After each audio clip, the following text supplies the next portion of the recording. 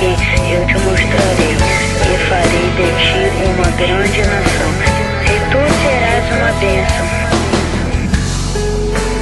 Sai de tua tenda, ó filho meu, te mostrarei as estrelas no céu. Sai de tua tenda, ó filho meu, te mostrarei a areia do mar. Será que podes contar?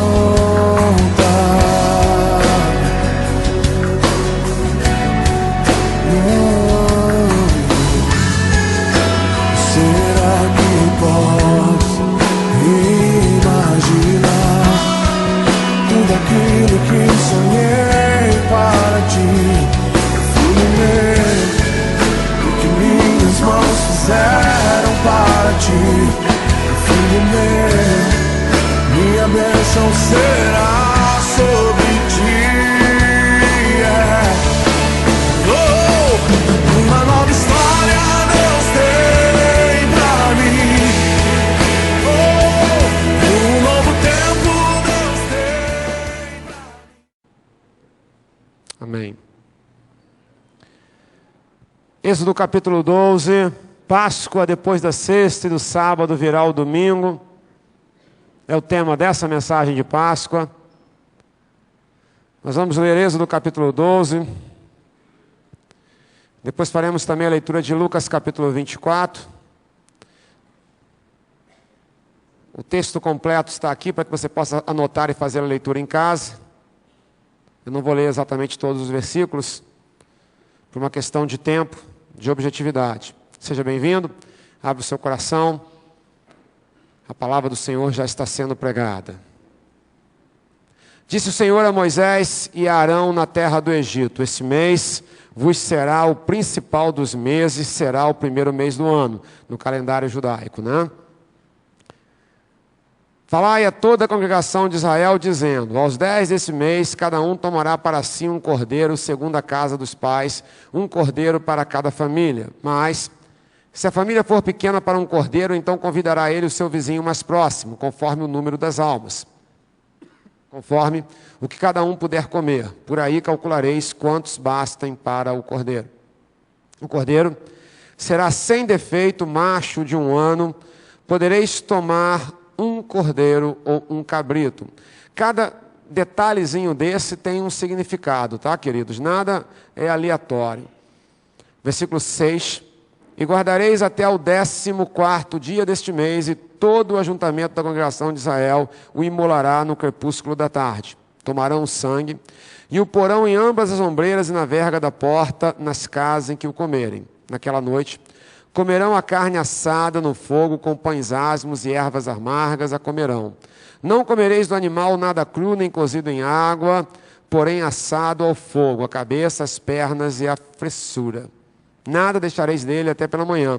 O que, porém, ficar até pela manhã, queimá-lo-eis. Desta maneira o comereis. Lombo cingido, sandálias nos pés, e cajado na mão, comê-lo-eis à pressa. É a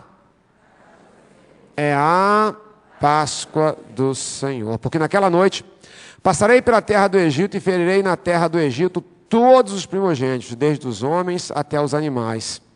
Executarei juízo sobre todos os deuses do Egito. Eu sou o Senhor. O sangue vos será por sinal nas casas em que estiverdes. Quando eu vir o sangue, passarei por vós, e não haverá entre vós praga destruidora, quando eu ferir a terra do Egito. Esse dia vos será por memorial, e o celebrareis como solenidade ao Senhor nas vossas gerações. O celebrareis por estatuto perpétuo. O celebrareis por estatuto perpétuo. Põe um pouquinho. Versículo 24. Você em casa, obviamente, lerá todo o texto, né? Versículo 26. Quando vossos filhos vos perguntarem, quando vossos filhos vos perguntarem, o que está acontecendo, que rito é este? Respondereis: é o sacrifício da Páscoa ao Senhor. que passou por cima das casas dos filhos de Israel no Egito, quando feriu os egípcios e livrou as nossas casas. Então o povo se inclinou e adorou. E foram os filhos de Israel e fizeram isso como o Senhor ordenara a Moisés e a Arão. Assim fizeram. Senhor Deus e Pai, dá-nos entendimento da Tua palavra. Manhã de Páscoa, aceita a nossa gratidão, nosso louvor. Em nome de Jesus Cristo, o povo de Deus diga... Ore comigo, diga em nome de Jesus, eu recebo a palavra de Deus. Eu faço uma óbvia pausa na série O Caminho do Discípulo de Jesus, o discipulado, para falar sobre Páscoa. Páscoa não é um assunto repetitivo. Falar sobre Páscoa não é um assunto repetitivo. Pelo contrário, é um assunto extremamente necessário. Há uma clara diferença entre coisas repetitivas e coisas necessárias. Repetitivo é aquilo que é dito, todo mundo já sabe, muito bem sabido, e fica se falando porque não sabe mais o que dizer. Necessário é aquilo que de tempo em tempos nós precisamos relembrar. A Páscoa foi um estatuto eterno, perpétuo, colocado por Deus. Enquanto a igreja estiver na terra, enquanto Jesus não voltar, a Páscoa deverá ser celebrada, deverá ser lembrada. Mas, afinal de contas, o que é a Páscoa? E a primeira parte, o que é Páscoa? Páscoa vem de uma palavra hebraica chamada Pessá, que quer dizer passagem ou passar por cima, que quer dizer passagem ou, me ajude, bem alto, ou passar por cima. Por quê? Durante 430 anos, o povo de Deus foi literalmente escravizado pelos egípcios. Após 430 anos, Deus levantou Moisés. E após uma sucessão de acontecimentos, finalmente, na 10ª praga, 9 pragas aconteceram e Faraó permaneceu com o coração resistente. Liberava, voltava, se arrependia, liberava, voltava, se arrependia. E aí o rio Nilo, que se transformou em sangue, as rãs, as úlceras, trevas sobre a terra, etc, etc. Até que, na 9ª praga, antes da 10ª, Deus anunciou qual seria a 10ª, antes dela acontecer. A 10ª seria e foi a morte de todo primogênito, todo, sem exceção, tanto dos homens como dos animais. Primo de primeiro, gênito de genitura, ou seja, o primeiro filho de cada família. No meu caso, o Ieude, o meu primogênito, mas não só dos homens, como também dos animais. No momento devido, o anjo da morte ia vir e ia entrar em cada casa, em cada família, e ele mataria apenas não sentido de ser pouco, mas exclusivamente os, me ajude, igreja, os primogênitos, exceto nas casas onde tivesse sido aspergido o sangue, nos umbrais das portas, nos umbrais das portas, mas não era um sangue qualquer, tinha que ser um sangue de um rito muito específico. Esse sangue deveria ser de um animal, de um cordeiro ou de um cabrito, e aí começa uma série de tipificações. Em teologia a gente chama de tipo aquilo que representa algo maior que virá depois. É como um símbolo, algo menor que simboliza algo, me ajude, me ajude, igreja, algo maior e que cumprirá de fato aquela tipologia, aquilo que está acontecendo ali. Então, esse cordeiro, ele tipifica, ele representa, que óbvio a gente já sabe qual é, que é Jesus Cristo que veio, o cordeiro, por isso Jesus é chamado Cordeiro de Deus, porque ele é o sacrifício. Esse cordeiro tinha que ser macho, sem defeitos, nenhum osso poderia ser quebrado, eles deveriam comer com pães sem fermento, ervas amargas. Por quê? Porque o fermento simbolizava podridão, etc, etc, etc. E sandálias nos pés, todo um ritual para simbolizar a pressa com que eles saíram do Egito, porque eles saíram às pressas de lá. Esse memorial foi instituído, volto a dizer, como estatuto perpétuo, e ele deveria ser celebrado indefinidamente, como continua sendo e será até que Jesus retorne. O anjo veio e entrou em cada casa onde o sangue não estava aspergido. Aonde o sangue estava aspergido, o sangue do cordeiro, não era um sangue qualquer, era o sangue desse cordeiro, sem defeitos, macho, sem osso quebrado. Nessas casas, o anjo da morte, ele não entrava, ele passava. Me ajude, igreja, ele, por isso a palavra passar, né, que é passagem ou passar por cima. Assim foi, até que Jesus veio. Na noite de quinta-feira, na tarde, noite de quinta-feira, Jesus celebra a Páscoa pela última vez antes da sua morte e ressurreição com os seus discípulos. A partir dali, ele sinaliza então o cumprimento da Páscoa. Ele era o Cordeiro de Deus. E aí, se você vê a tipologia, toda se cumpre. O animal tinha que ser macho, Jesus, homem, sexo masculino. O animal tinha que ser sem defeitos, Jesus foi sem pecado, sem defeitos. Nenhum osso do animal podia ser quebrado. Quando vieram quebrar os ossos de Jesus, não o fizeram, para se cumprir a profecia, porque nenhum osso podia ser quebrado. Viram que ele já estava morto e não quebraram os ossos, porque eles costumavam quebrar os ossos para poder apressar a morte. Não é porque você quebrava o osso, a pessoa na cruz quebrava o osso, tirava a sustentação, então apressava aquele processo de morte. Quando foram fazer com Jesus, perceberam que e não fizeram para se cumprir a profecia. Em Jesus, então, se cumpre a profecia. E ele passa a ser, então, o nosso Cordeiro Pascal. Porque hoje não fazemos mais nenhum sacrifício. Porque não pegamos um cordeiro macho, sem defeito, cordeiro animal, ou um cabrito, e celebramos um para cada família aqui, de acordo com cada um pode comer. Porque para nós isso já não tem mais significado. O nosso cordeiro já foi sacrificado. Diga aleluia aí.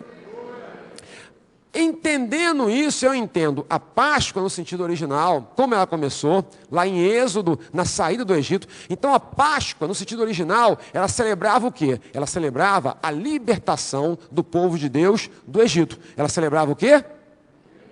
Do povo de Deus do Egito. E agora, o que ela celebra? É aí a segunda parte. Mas e nós? O que a Páscoa significa para nós? Pergunte comigo, vai, o que a Páscoa... Pergunte mais uma vez, me ajude. O que é Páscoa? Um mundo de informações que uma mensagem não seria capaz de explicar. Mas eu pego pelo menos algumas principais. Primeiro, se aquela significou a libertação do Egito, essa aqui significa a libertação de qualquer coisa. Aquele cordeiro representou a libertação da escravidão do Egito. Essa aqui, o nosso Cordeiro, Jesus Cristo, e todas as vezes que nós celebramos a ceia do Senhor, me ajude, todas as vezes que nós celebramos, nós estamos, na verdade, celebrando, pode falar sem medo, a Páscoa. Na verdade, é assim. Mas, no calendário cristão, também tem o dia da Páscoa, que é hoje. E nós celebramos mais uma vez e com alegria. Eu não sou contra as datas fixas, tá? Eu acho muito bom, porque é uma oportunidade de lembrar, né, de rememorar. Qual o problema do coelho? Tem problema com coelho? Sim ou não?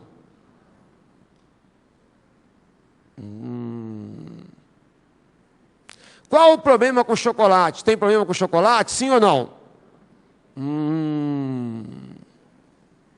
Na verdade, é relativo. O coelho é perigoso, não no sentido do animal que não tem culpa de nada. Ele é perigoso como desvio de foco. Aí é perigoso. O chocolate também é perigoso como desvio de foco. Preste atenção. Não é teoria da conspiração não, tá? Porque se tem um cara que não é adepto de teoria de conspiração, sou eu. Sabe o que é teoria da conspiração, sabe? É aquele pessoal que fica inventando... Tudo ele acha que tem, né? Não, mas aí por trás e tal, a invasão do Iraque, a invasão agora não sei o da onde, até porque no fundo os poços do petróleo, o tal, a morte de Kennedy, não sei o que, tudo tem. Eu não sou assim, nunca fui assim. Nunca fiquei procurando coisas onde não está claro, tá? Agora, nesse caso, não tem nada a ver com teoria de conspiração. Tem um fato, repare, as duas principais datas do calendário cristão, Natal, fale comigo, nascimento de Jesus e morte e ressurreição, né? Celebramos nascimento e morte e ressurreição. As duas principais têm um profundo desvio de foco. Quando você fala em Natal, a primeira coisa que vem na mente, tirando o cristão que está habituado a pensar no Natal como nascimento de Jesus, tirando alguém que realmente frequente uma igreja, ouça a palavra, não tenha dúvida, a primeira coisa que vem na mente de uma criança, por exemplo, quando se fala em Natal, o que é? É o presente de Papai Noel. Mas não tenha dúvida. Não tenha dúvida. E quando se fala em Páscoa, a primeira coisa que vem na mente, inclusive de muitos cristãos, é o coelho e o ovo. Sabe de onde veio o coelho? O coelho veio de uma festa pagã que celebrava a fertilidade. A Igreja Católica incorporou o coelho e trouxe para a Páscoa. Deus sabe por que razão. Só Deus mesmo pode explicar um negócio desse. Porque não tem nada a ver com nada.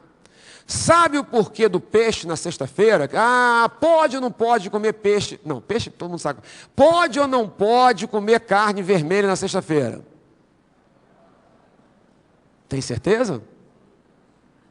Tem certeza? Pode, desde que seja bem sangrenta, que carne só serve mal passada, não é? Se for bem passada, não pode, porque carne bem passada não serve. Não tem nada bíblico, nada. Veio também de uma tradição católica que pegou o símbolo do cristianismo, que era o peixe, e inventou de na sexta-feira só se comer peixe. Nenhuma base bíblica. Tá? E a questão do chocolate é mais recente ainda, do século passado para cá. Quando houve a industrialização, a produção de chocolate em massa, a Igreja Católica pegou mais um hábito de uma festa pagã, que era distribuir ovos de galinha. Aí pegou os ovos de chocolate pintados, e aí benzeram os ovos de chocolate e começaram a ser distribuídos. Daí veio a história do ovo de chocolate. Há algum problema com o chocolate? Com o chocolate em si, não. Como desvio de foco, sim. Por quê? Porque Páscoa não tem nada a ver nem com o coelho, nada a ver com o coelho, nem nada a ver com chocolate, nem nada a ver com o ovo de Páscoa, chamado ovo de Páscoa. A Páscoa é, originariamente, celebração da libertação da escravidão do Egito. Repita comigo, vai. Celebração da libertação. E hoje, a Páscoa cristã, celebração da nossa libertação. O que a Páscoa representa para nós? Né? É a segunda parte. Primeiro, libertação. Fale comigo. Mas se naquele cordeiro lá era a libertação da escravidão física, nesse cordeiro aqui, é libertação do quê? É libertação de quê, queridos? Me ajude. Libertação espiritual? É libertação de qualquer coisa, querido. De qualquer coisa. Usando as palavras do apóstolo Paulo, tudo posso, mas nem tudo devo, não me deixarei dominar por nada, por nenhuma coisa. Você, na celebração da ceia, na rememoração da Páscoa, eu posso invocar a minha libertação de qualquer vício, pecados, traumas, passado. Os fantasmas que me perseguem. Algo que aconteceu há 20 anos atrás, eu carrego comigo como um fantasma vivinho do meu lado, que não me dá sossego, que vive me atormentando. Uma palavra que foi dita pelo pai, pela mãe, pelo pastor, sei lá por quem, pelo papagaio, há 30 anos atrás e traumatizou a pessoa. E ela continua carregando. Uma obsessão, a pessoa obcecada por algo, por alguém, e ela acha que sem aquela outra pessoa, a vida dela nunca mais vai ser a mesma. A Páscoa é libertação de qualquer coisa. Por quê? Porque o sangue de Jesus nos purifica de todo pecado, o sangue de Jesus nos liberta do que quer que seja. Diga aleluia. Não interessa o que seja. Se o crente ganhasse dimensão do que... Não é à toa que tem desvio de foco, querido. E não é à toa que Satanás faz desvio de foco. Porque se eu tiver uma noção, ainda que aproximada, do poder que está na Páscoa, na celebração da Páscoa pelo povo de Deus, é algo impressionante. Você foi mal amado na infância, hoje você pode ser liberto disso.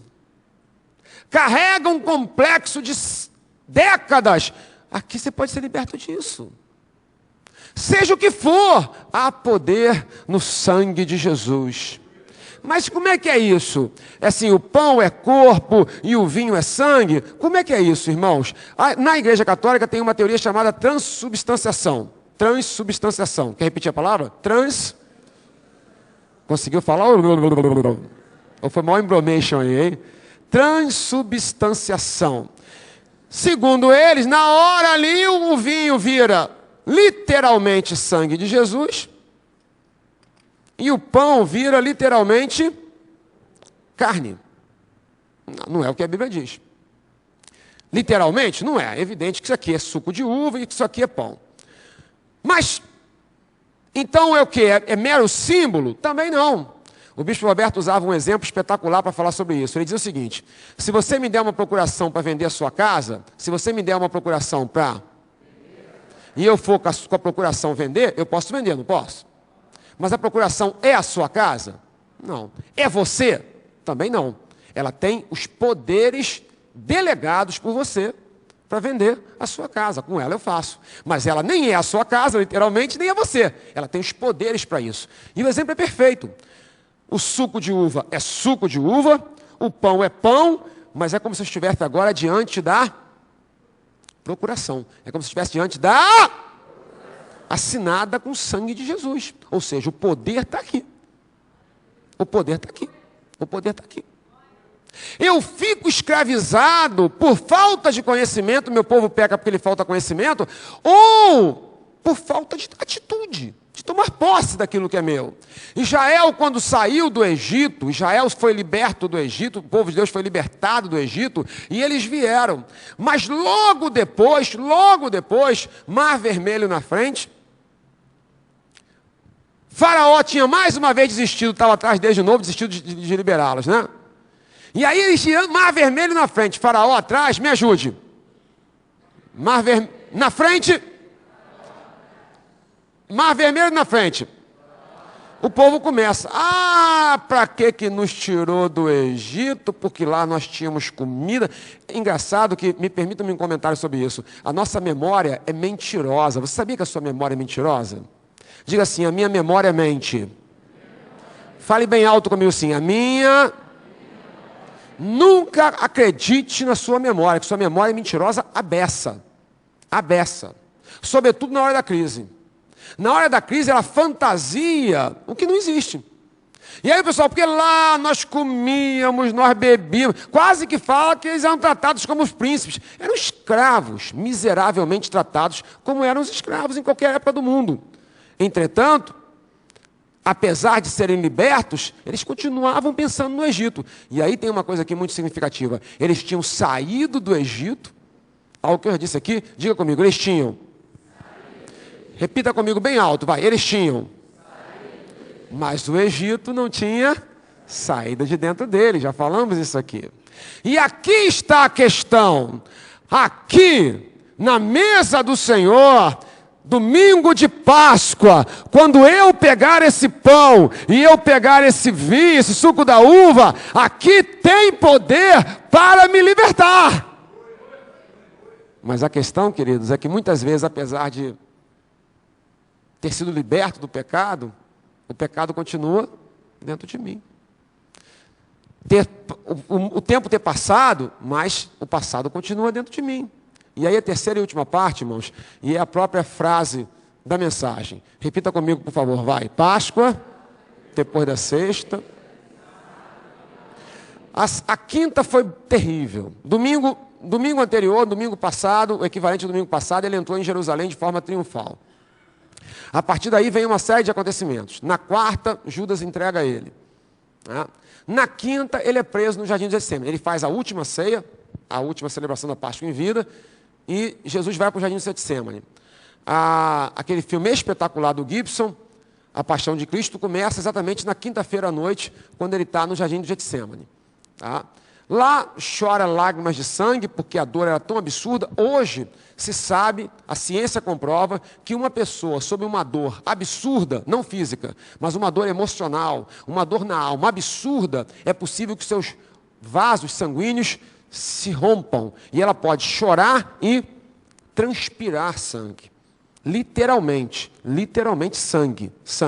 Ele chora sangue de tamanha era a pressão. Por isso ele diz, a minha alma, Jesus disse, a minha alma está profundamente triste até a morte. Já sentiu tristeza de morte? Eu não estou falando de qualquer tristeza, cuidado com isso. Tristeza de morte, não é que você quer se matar. E não é que você vai se matar, longe disso, em nome de Jesus. Mas você tem a impressão de que a tristeza vai te matar. Que você vai morrer de tristeza. Já sentiu algo parecido? Na quinta ele passa por isso, ele é preso injustamente, ilegalmente, porque não podia prender ninguém à noite, nem julgar à noite. Fizeram um julgamento fajuto à noite.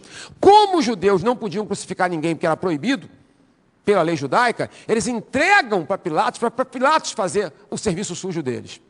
Pilatos não quer fazer, mas, diante do clamor popular, Pilatos também não quer se indispor. Então, a famosíssima expressão, lava as minhas mãos. Péssima, lava minha mão é o seguinte, eu sei que estou errado, mas não quero me envolver nessa história. História na mão de outro, não quero que história na minha. Jesus, então, é carregado, você conhece, é crucificado. Quando Jesus é crucificado e morre, última palavra dele, está consumado, que ali eu teria que precisar de uma série, só para falar sobre está consumado, essas duas palavras, que simbolizam tudo, a obra de Deus toda se cumpriu ali, a minha vida, a sua vida, meu passado, teu passado, nossos sonhos, frustrações, tudo ali, mas não é o contexto de hoje. Quando ele diz aquilo, os discípulos estão completamente atordoados. Por que eles estão atordoados? A sexta-feira foi absurdamente atordoante, porque todos os ideais estavam perdidos ali. A vida deles estava ali, estavam completamente confusos. Depois da sexta, a Bíblia diz que, já existia esse versículo que foi no Salmo, o choro pode durar uma noite, bem alto, amados, o choro pode durar, mais alegria, mas não é literal, não significa que se eu for dormir mal hoje à noite, domingo, segunda-feira de manhã eu vou acordar bem. A noite de cada um, meu amado, tem uma duração. E a noite deles não durou da sexta para o sábado. Por quê? Porque durou da sexta para o sábado. No sábado, um silêncio absurdo. Silêncio de Deus. Já enfrentou o silêncio de Deus? E pior, já enfrentou o silêncio de Deus depois de uma dor que você pensou que ia morrer de dor? Primeiro, uma tristeza absurda. Repita comigo, na sexta-feira, uma tristeza... Me ajude, uma tristeza de morte. No sábado, silêncio de Deus. Deus não fala nada. Eles completamente perdidos e Deus em silêncio. Eles completamente desorientados e Deus em silêncio. Até que no domingo, como havia prometido e profetizado, ao terceiro dia, ele... Mas, curiosamente, há pelo menos duas passagens que representam, olhe para mim, por favor. Olhe nos meus olhos, por gentileza. Há pelo menos duas passagens que representam muito claramente o que significa a questão do domingo chegar, no sentido literal, porque chegou, mas não chegar para aquela pessoa, porque a alma dela ainda está presa na sexta, ainda está presa no sábado. Você gostaria de viajar no tempo? Quem gostaria de viajar no tempo aqui? Deixa eu ver. Balança a mão assim para mim. Você gostaria de ir para o futuro, ir para trás, ir para frente? Não existe a máquina do tempo, mas o coração da gente para no tempo. Para muita gente aqui, hoje não é 24, hoje é 24? 24 de abril de 2011. Olhe para mim, para muita gente aqui, me ajude, hoje não é 24 de abril. Para muita gente aqui é, por exemplo, 10 de maio de 2000. 1º de janeiro de 2010. Por quê? Porque naquele dia lá, você parou. De lá para cá, só empurra. Porque tua vida parou lá. E foi o que aconteceu. Pelo menos em duas passagens, quando as mulheres vão até o túmulo e Jesus já estava ressuscitado. E na passagem de Lucas, que eu não vou ler agora, é quando os discípulos estão indo para Emaús. Tinham 2 discípulos indo para...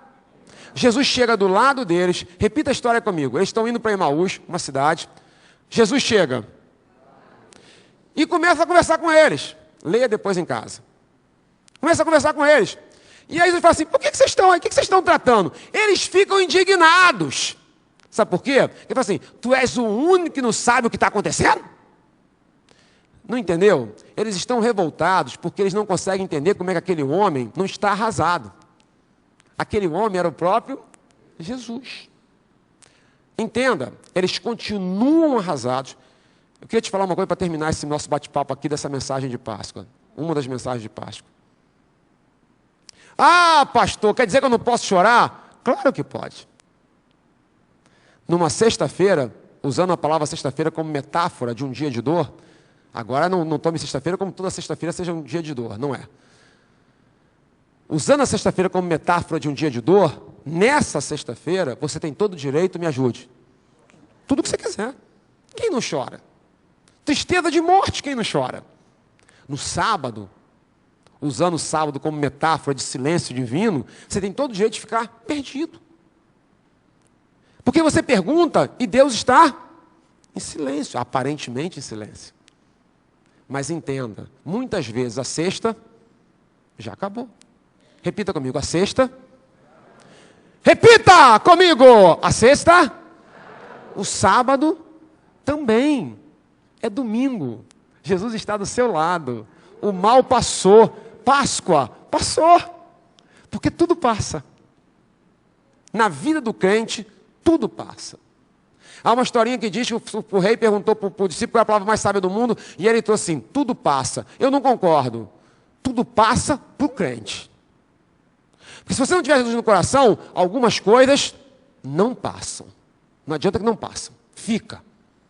Você vai, mas aquilo fica impregnado dentro de você e você não consegue mais viver. Páscoa não, querido. Páscoa para o crente é a libertação até da sexta-feira.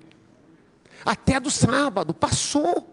Mas aqui está o problema. Assim como Israel tinha saído do Egito, mas insistia em manter o Egito dentro de si, parece que a gente insiste, apesar de ter chegado domingo, Jesus está no nosso meio, o mal já passou, nós insistimos em manter o mal dentro de nós.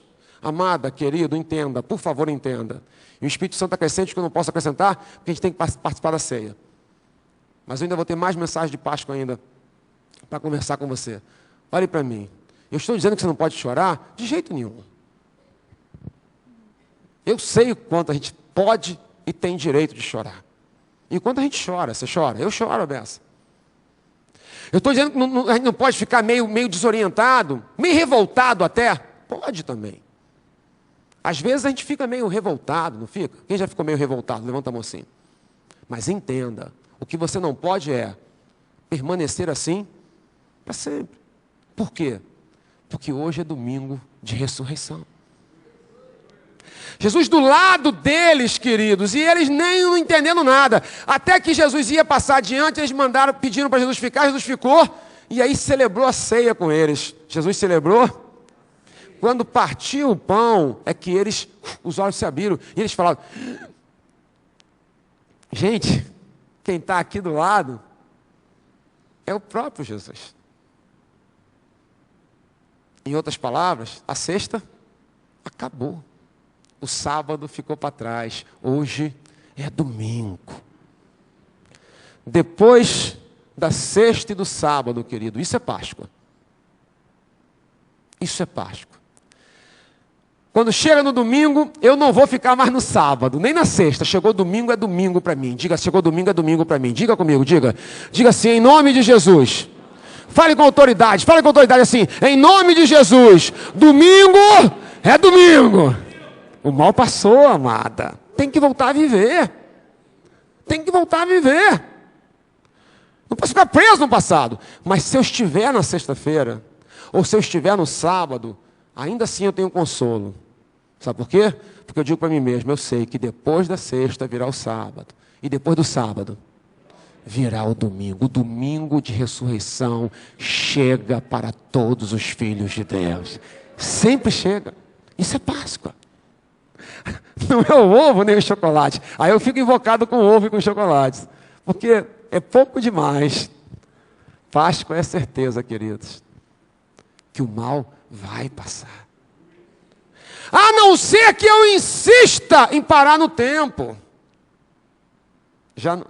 Leia o texto de Lucas 24 e você vai ver que eles tinham, me ajude, parado no tempo. Quando finalmente os olhos se abrem, eles falam assim, mas a gente não percebeu que enquanto ele falava, nossos corações ardiam, queimavam. Como é que a gente não percebeu aquilo? O que ele falou assim, meu Deus, como é que a gente estava tão seco que a gente não percebeu que ele estava do lado da gente? Amados, o Senhor está aqui hoje. E aí Jesus usa uma frase que eu gosto muito, muito forte, mas maravilhosa, assim, nécios e tardos de coração.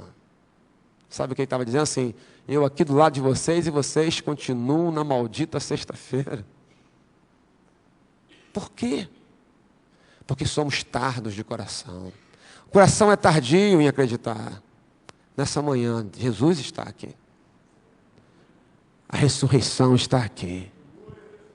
O autor da vida está aqui. A sexta acabou. O sábado ficou para trás. Hoje é domingo. E eu não vou continuar sofrendo, amada de Deus, amado de Deus. Eu não vou, eu vou tocar a vida, porque o meu Deus vive. Está ressurreto. A vida continua. Fácil? Nada de fácil. Veio pancada em cima de pancada, foi dureza. Mas eles venceram. O domingo estava lá. Hoje é domingo de Páscoa. O mal, acredite, passou. É hora de celebrar a ressurreição. Feche os seus olhos, por gentileza. Você assistiu um DVD da Igreja de Nova Vida Ministério é de Deus. Visite nossa livraria e adquira outras mensagens que também irão abençoar muito a sua vida.